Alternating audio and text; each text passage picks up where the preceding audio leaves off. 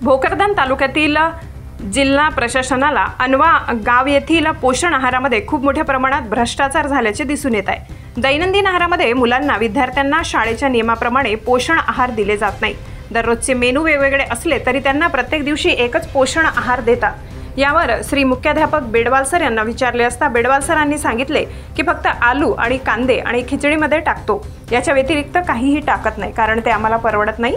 यावरून असे लक्षात येते की मुख्याध्यापक आणि विद्यार्थ्यांची पोषण आहाराबद्दल काळजी वाटते की नाही, नेमका हा प्रश्न उद्भवतो। तसेच पोषण आहार करणाऱ्या 2 महिला असून नाव न टाकता त्यांनी सांगितले की आम्ही पोषण आहार चुलीवर शिजवून मुलांना देतो, कारण वरण भात करण्यासाठी गॅस सिलेंडर सुद्धा उपलब्ध आहे। परंतु सरांना सांगितल्यानंतर सुद्धा मुख्याध्यापक साहेब गॅस सिलेंडर भरून आणत नाही, आम्ही काय करणार, किंवा आणायला सांगत नाही, त्यामुळे आम्हाला वरण भात करता येत नाही। यावरून विद्यार्थ्यांचे शिक्षक किती काळजी घेतात हे दिसून येत आहे। तसेच भर उन्हाळ्यामध्ये सुद्धा खिचडी पोषण आहार फक्त 4-5 मुलांना पोषण आहार वाटल्याचे लोकेशन फोटोमध्ये दिसत आहे। व केंद्र प्रमुख यांना विचारले असता त्यांनी सांगितले की मुख्याध्यापकांनीच सांगितले की उन्हाळ्यात सुद्धा आम्ही खिचडी पोषण आहार मुलांना देत होतो। रजिस्टरवर नियमाप्रमाणे नोंद दिसून येत नाही। जास्त पोषण आहार वाटल्याचे रेकॉर्ड तयार करून ठेवले गेले आहेत। मुख्याध्यापक यांना विचारले असता की आम्हाला रजिस्टरवर प्रमाणे माहिती द्या, तर त्यांनी सांगितले आम्हाला रजिस्टर देता येत नाही। त्यामुळे आज दिनांक 26 जून 2024 रोजी श्री शेख अनीस राऊफ कृष्णा सपकाळ यांनी माहिती अधिकारामध्ये शाळेचे पोषण आहाराचे रजिस्टरचे साक्षांकित प्रत मिळवण्यासाठी आज माहिती अधिकार अधिनियम 2005 नुसार माहिती मागितली आहे। तसेच पोषण आहार बनवणाऱ्या महिलांनी सांगितले की इथे कित्येक दिवसापासून टमाटे, भाजीपाला, अद्रक, कोथिंबीर काहीही नाही, आम्हाला फक्त खिचडी पोषण आहार शिजवून मुलांना द्यावे लागते। त्यामुळे आमच्याकडे जे उपलब्ध असेल त्यामध्ये आम्ही खिचडी पोषण आहार मुलांना तयार करून देतो।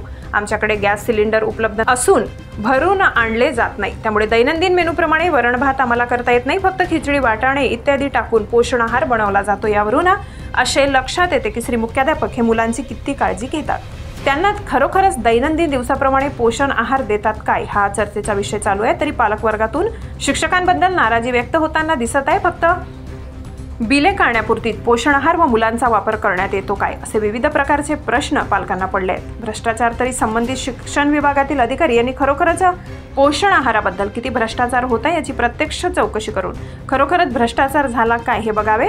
त्यावेळेस मुलांच्या जीवाशी खेळणाऱ्या शिक्षकांना योग्य समज द्यावी। भ्रष्टाचार आढळल्यास सखोल चौकशी करून कारवाई करावी, अशी विद्यार्थी पालकांची व गावातील सुजाण नागरिकांची मागणी आहे। आज दोनच वस्तू ना, खिचडी ते तर आहे, बाकी भाजीपाला वगैरे का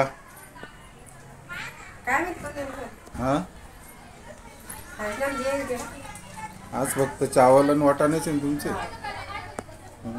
काल काय टाकलं होतं कालच्या खिचडीमध्ये? फक्त आज काय काय मेनू आहे तुमचा मंगळवारचा?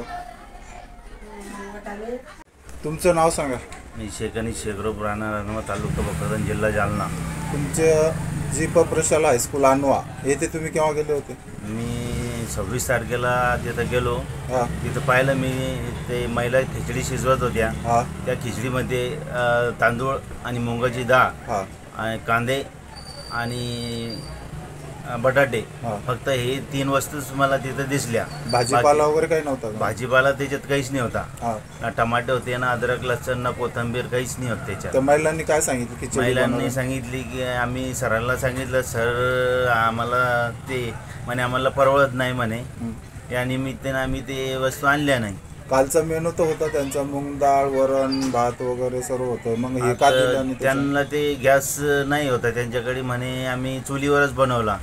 तर आम्ही सराला गॅसचं सांगितलं तर सर म्हणे ते आम्हाला परवडत नाही। का परवडत नाही? गॅस नव्हता का गॅसचे सिलेंडर नव्हतं? गॅस सिलेंडरच नाही होता आणि गॅस बी नाही होता तिथं। गॅस सिलेंडर तर आहे ना शाळेला दिलेलं? नाही, त्या शाळेत तर दिसलंच नाही, कारण तिथं ते कोळशे पळेल होतं, तिथं अशी गंदगी बी दिसली, तिथं काहीच तिथं व्यवस्था दिसली नाही चांगली। म्हणजे मुख्याध्यापक त्या मुलांच्या पोषण आहाराकडे दुर्लक्ष करत आहे सिद्ध होतं? हो, ते दुर्लक्ष करत आहे आणि त्यांचं काही लक्ष नाही त्या शाळेवर। तुम्ही कारण तिथं अशी गंदगी दिसली का ते आम्हाला बी ते चांगलं वाटलं नाही, स्वच्छता नाही तिथं।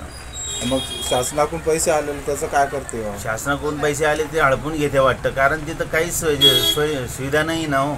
उन्हाळ्यामध्ये सुद्धा शाळा उघडल्यापासून व्यवस्थित तर शाळा उघडल्या, पण तिथं ते 2 महिन्याचं त्यांनी पोषण आहार आलेला होता तिथं कोणीच विद्यार्थी शाळेत गेला नाही. तुम्ही एखाद्या वेळेस मध्ये गेले होते का? आम्ही 2 वेळेस गेलो तिथं. मग काय होतं तिथं? पोषण आहाराचे रूम चालू? पोषण आहारच्या रूमाला तिथं कुलप लावलेला होता आणि तिथं ते बाहेरचे लोक खेळायला आलेले होते मुलं. त्यांनी त्या मुलांना बसून फक्त फोटो काढून घेतला. त्यांच्या समोर खिचडी आहे ना काहीच आहे.